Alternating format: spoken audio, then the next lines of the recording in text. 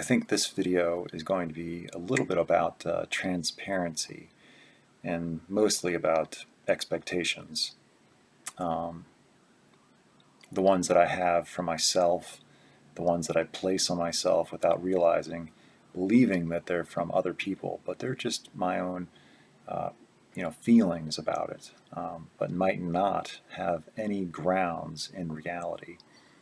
But just that lingering sense of feeling like I've done something wrong by other people, or disappointed them, or made them angry, or done other than what they would have preferred, because they had in their mind what they would have liked me to do, and I didn't do it, or I did something quite contrary.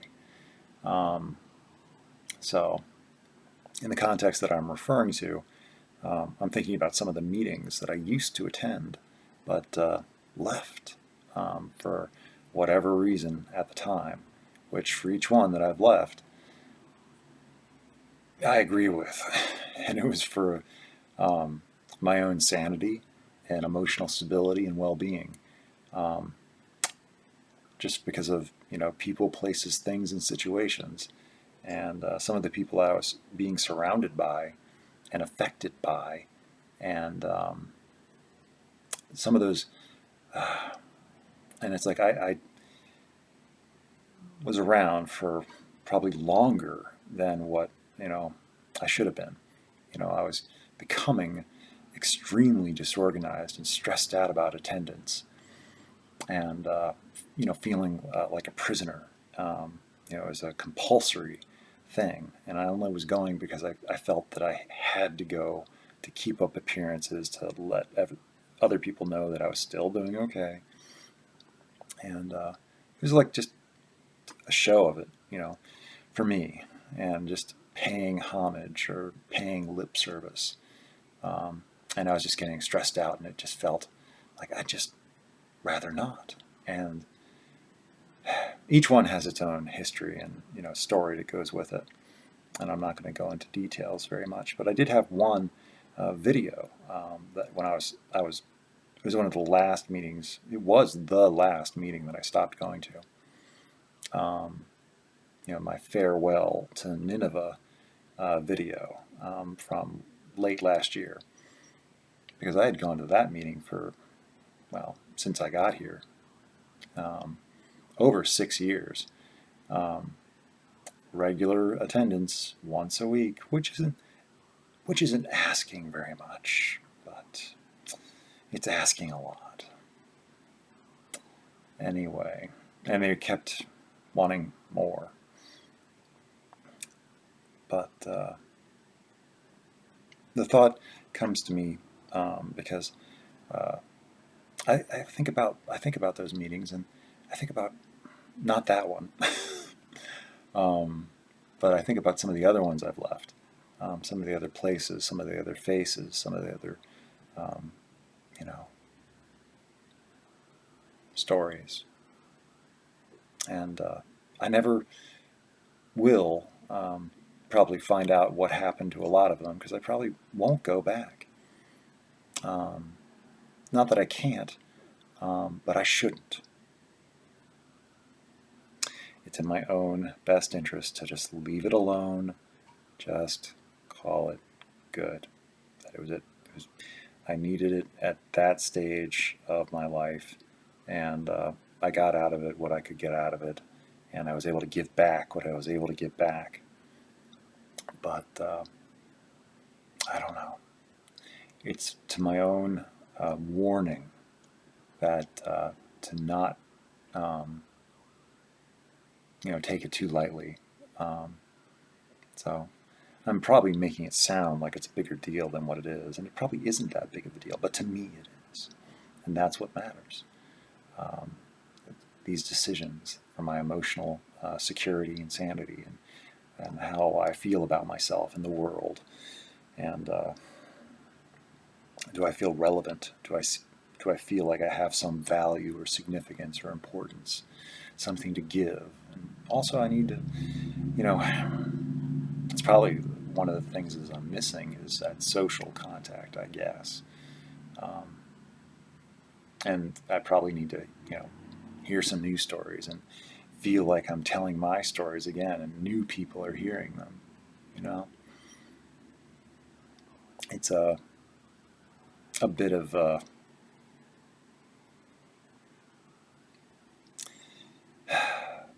ego satisfaction, because people that haven't heard my story before or any part of it, to them it's brand new, you know. So when I tell the stories to people that have already heard it, it's like, yeah, he's telling that one again. I still do attend a couple meetings, 2 a week, but that's it. I could go to more, but I'm thinking about the Friday and Saturday and Sunday meetings that I used to go to every week, and yeah, I was a regular. I was a staple. I was a fixture. That's what I didn't like. That it was automatically expected that I would be there and have something good to say um, on any particular night on any particular subject. Just throw out a topic and I can talk at it, and I could, and I can. Um, but that expectation was, just gnawing at me, and how people were it felt like just being groomed um, into, just staying, and any deviation or non-compliance was met with suspicion and doubt and hurt feelings and questions and guilt, you know. So it's like I just eventually, and just because of the nature of the meeting, it was just becoming um, less beneficial, to less conducive to my ability to function. It was just too many people, too many voices, too much noise, too many distractions, and not enough people, in my mind, there for the right reasons, taking it seriously. They're there to get a piece of paper signed, and which is okay. But the student-teacher ratio was way off, and it was just a disturbance. And I was able to handle it for a while, but after long enough, it's like I just had to stop, and I didn't say anything to anybody. I just stopped going, and it wasn't like an accident or anything. And once I didn't go, it's like I like this. I like not going better than going, and it's like, yeah. And in theory, it's like what I told myself is like everybody should be okay. If they're not okay, um, then you know it's like my own recovery is not a function and condition of the people, um, individuals around me, because people do that all the time. They leave meetings, they move, they go away, their lives change. And if all of a sudden somebody disappears from a meeting and I'm used to seeing them there once a week, that's like that happens all the time. And you know, sometimes I know why, sometimes I don't, but I just kind of, if I don't know, well, I wish them well and hope they're doing okay. And if if I see them again, then I see them again. But I don't know. When I left those meetings, I was still showing up at other meetings, so people knew that I was okay. But I didn't give a reason why I left the other meetings. They could guess, and I think I said little things. It's like it was kind of, but that was not good enough. They liked me there, but I didn't like me there any longer. So, but they made a change recently, just in the past couple weeks. Because I think I left those meetings, I left them, I believe, about 2 years ago. And I haven't been back, not once, not even to pop in and see what things are like. I've just heard that it's the same as always. And but they've made a change recently, and to the meeting structures and the attendance of has changed. So there wouldn't be as many people now, most likely, less distraction, less noise, and the people that show up are more likely to be people that want to be there. They're not obligated or forced for legal reasons or legal motivations to attend. So I was never myself in that situation. Not that there's anything wrong with it. It's how a lot of people get introduced, and everybody's got a story. But for me, I came in through medical concerns, and those meetings were are part of my regular upkeep and maintenance on this whole system of existence for me. And whether or not it's actually mandatory, it is a social gathering, and I get to talk, and other people listen, and I get to listen to other people, and somehow it helps just to be seen, just to be heard by other people living and breathing in the same space as where I am. And I can never tell, and I wonder over it if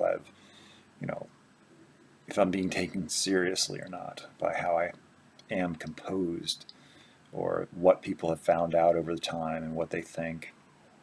Because I haven't made it a complete secret about being autistic, but I have no idea, based on other people's own prejudices and bias and what they think about it, what it means to them, and how they think it applies in this case, or I don't look autistic, or or he can't, or why would I? So, but I mostly just I don't talk about it anymore, and it definitely doesn't have anything to do with the situation um, that we're there about. So I don't bring it up, and it's not a thing, and but it's just one of those background pieces of information about me. And some people might know, and some people probably don't. But it's like a lot of other people have other, outstanding issues that influence and give them character and personality that have nothing to do with the subject material of the meetings in general, but are just, part of their lives that they don't talk about, but it does influence what they're talking about and how they talk about it. And if you're there long enough, you learn those stories, and it makes more sense why they are the way they are, and things like that. But trust is definitely a hard to come by factor, and for me too. And so it's like almost like leaving those meetings when I did, how I did. It's like I feel like I, might have hurt people's feelings, or disappointed them, or broken some of their trust, or hurt them in some way that I don't even realize. But it was, I was doing it for myself for reasons which made sense, and I don't feel like I need to justify and explain them, because people don't justify and explain things to me. And maybe that's not good reasoning, but as far as I was concerned, I'd already gone beyond what I was able to do, and pushed myself farther than I probably should have. And I didn't. And it was known that I was not happy. But people just didn't know. And I didn't know either. I didn't plan on it. I just felt like it. So when I just put the Nineveh meeting, I said it in the video, that was a whole different sort. I don't really miss that much at all. I still miss it a little bit, actually. which is surprising to me. And that's one of the things about talking. It's like I don't even know what I'm thinking about or how I feel until I, talk about it openly, and I can hear it, or I get something out of it. It's like, oh yeah, I guess I do. So for the Friday, Saturday, Sunday meetings at the location, it's like, yeah, I do miss those meetings. And since they did make a change to their structure and attendance, it's like it's a curiosity. It's like, I could go. But then it feels like if I go once, then it's all of a sudden, maybe he's back. Maybe he'll go to the other ones. And it's like, I am not, that's what I have to tell myself. It's like, I am not that big of a deal. I do not carry with me that much, weight or pull or anything like that. I'm just some guy. And, but I still just, there is kind of a slim pickings around here for people that have experience. So, a person like myself, I have good things to say, and people like the way I talk, from what they have told me. And not everything's a winner, though. And it's like some days it's like I don't have any. I'm not in a good mood, and I can't.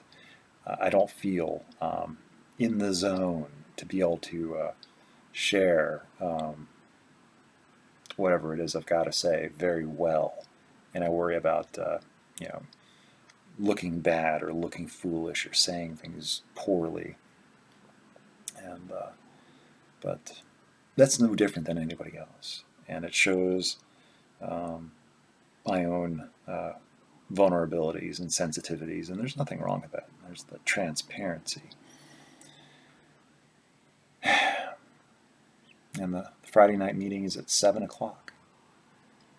So that'll be starting in a little while, and I will not be going. And Saturday, I believe, is at 8, and Friday is at 7. So Sunday, Friday's at 7, Saturday's at 8, Sunday's at 7. Yeah, I think I said it right there. And they're not too far away. It's within walking distance. And I went to those meetings every week for about 5 years. And yeah, I still go to the one there at that same location. I go there on Thursdays. And the other one I go to is on a Wednesday. That's the one I go to with Barbara, who is turning 90 years old on July 1st.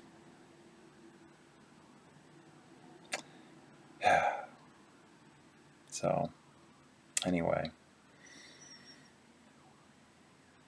And as far as like this video and myself, I had a relatively good, productive day at work this morning. And I got home, stayed a little bit late, and I got home at 9 a.m., because I work at night, and it was overcast, but cool, with a slight breeze. And I looked at the forecast, and it was going to stay relatively cool through the morning before it warmed up. So I looked at the tomorrow, and I saw that it's going to be hot, in the upper 80s, with a UV index, above 9. Not until the afternoon, but once it gets past 9 a.m., it just, that curve just starts peaking earlier. So it's like I have less time to get a run in when it's cool enough for my taste, and the UV index is okay. So I decided that today was the better day to go for a run than tomorrow. Even though I didn't feel like it, I was like, if I don't go today, I'm not going to want to go tomorrow. So it's like today was the day. So even though I just decided to go ahead and go. So I did. and I put in a good 10-mile run, took it easy, and that's a joke. Um, and then I got back and I was just exhausted, and just from various sources, um, real and imagined, but they all a lot of times affect me anyway. Whether it's just an artificial construction or possibility or permutation that I've come up with, but has no actual, relevance or substance in the real world. But it's like I imagined and pretended, or felt that there was something there for the longest time. And was it only my belief in it that gave it any credibility or legitimacy in the real world? And as soon as I stopped placing that belief out there, then it stopped being. I don't know. I don't have any signs or signals or cues or clues to support or dispel any of it. And it's like I still pay attention, but I haven't noticed any change. So I don't know what I was hoping for or how any of it would have gone, but those. It's like I've done as much as what I know how to do, and I can't do more. I've said everything, and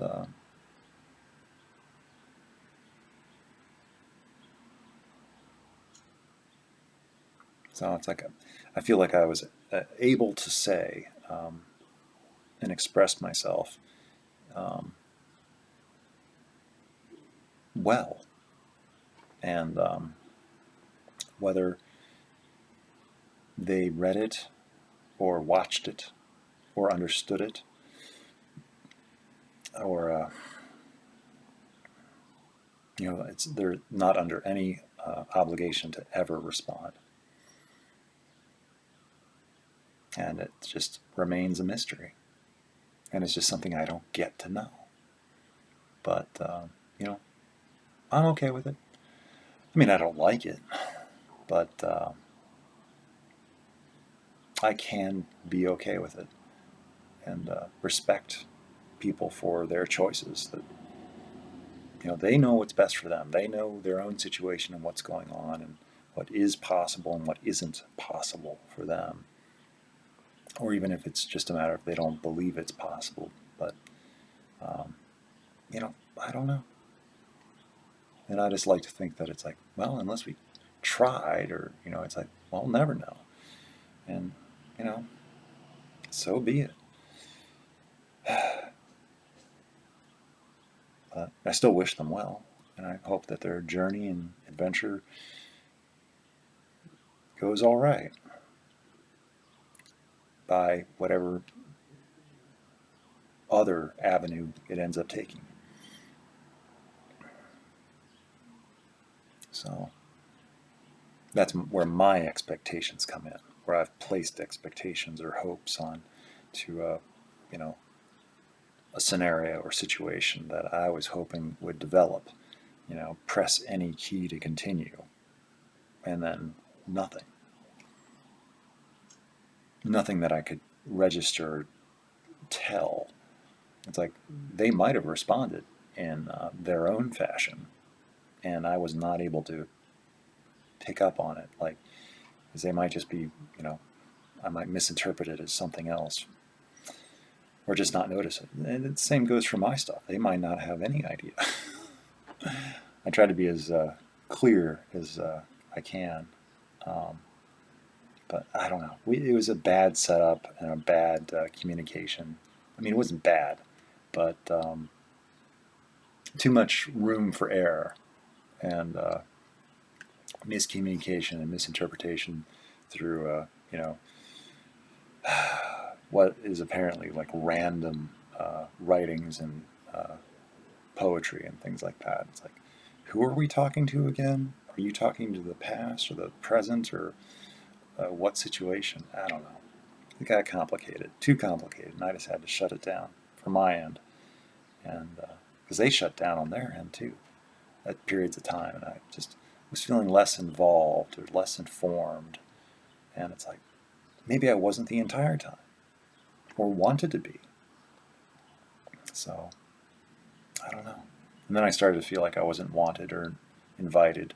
Um, and it's like, well, I need a reset. And if they, I'll just wait, and if they, reach out and contact me or initialize, or try to, initiate a conversation or a question, or they check on me to see how I'm doing, or, or they ask me a question or anything like that, then I'll be like, okay, I feel okay about the situation. I can continue. But they never checked on me. They never asked any questions. They never responded directly or sent me a direct message. And then a lot of events have unfolded in my life, and unacknowledged. Not that their words would have changed anything, but just a acknowledgement. But for the most part, their life just continued on as normal with their own problems, and you know, I had to take that as a sign of reality that they're not paying attention. Um,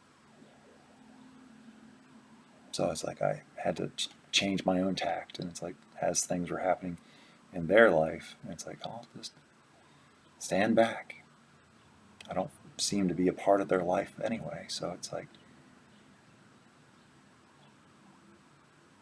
they've got enough people. They've got a handful of close people that they seem to be relatively okay with communicating with on a text basis only. And then a few dozen well-wishers and hangers-on and uh, colleagues and online virtual friends and things like that.